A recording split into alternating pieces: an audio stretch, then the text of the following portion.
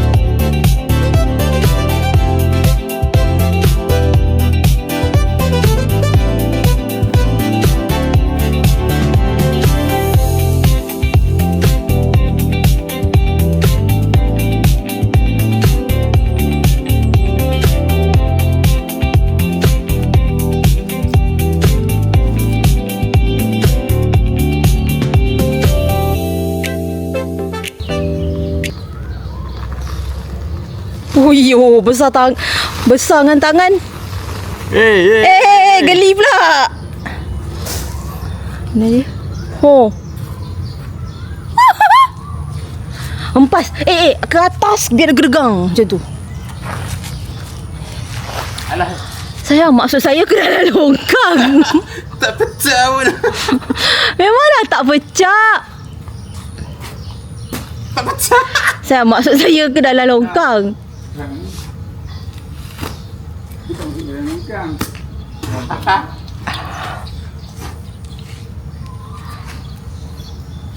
Awak balingnya ke belakang? Balingnya cuba ke depan sikit. Member berapa kali aku terbang ni?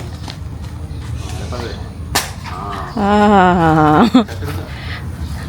Kalau yang pecah pun dia punya hujung tu terlalu keras. Alamak, ini macam mengambil shot bontot je masing-masing.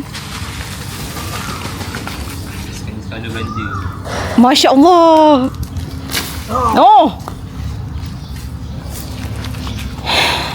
This is what we are dealing with kat sini ni. Hari tu penuh satu kebun ni. Tapi belah sana dah buat. Ni hari tu sebab letak pokok kat sini kan. So ini pokok dah alih-alih. Pokok dah alih-alih ke tepi-tepi sana semua. So barulah boleh clear.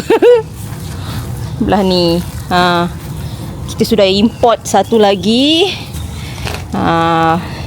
Satu lagi kerahan tenaga.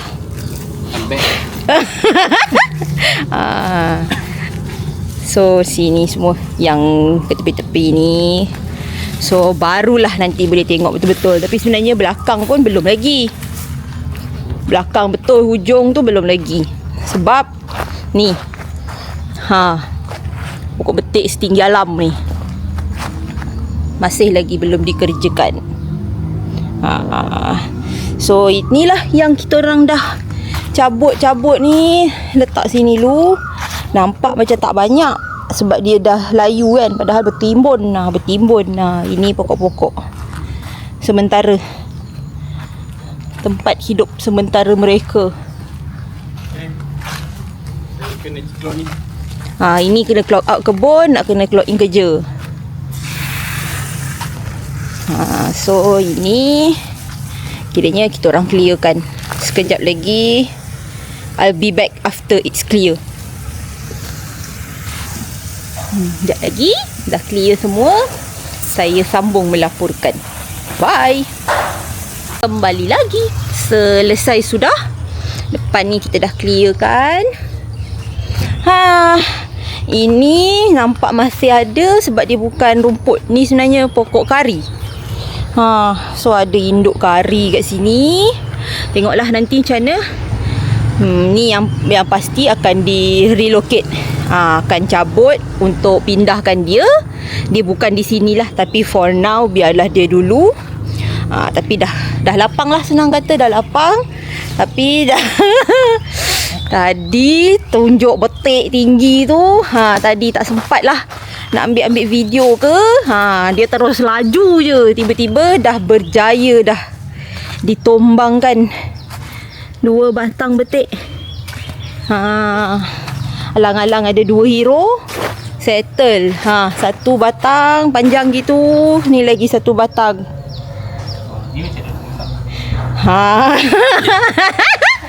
Tu sebenarnya kalau peram ini ada je yang dalam dia dah tu. Boleh lah. Simpan. Kalau buat kerabu kan betik-betik muda.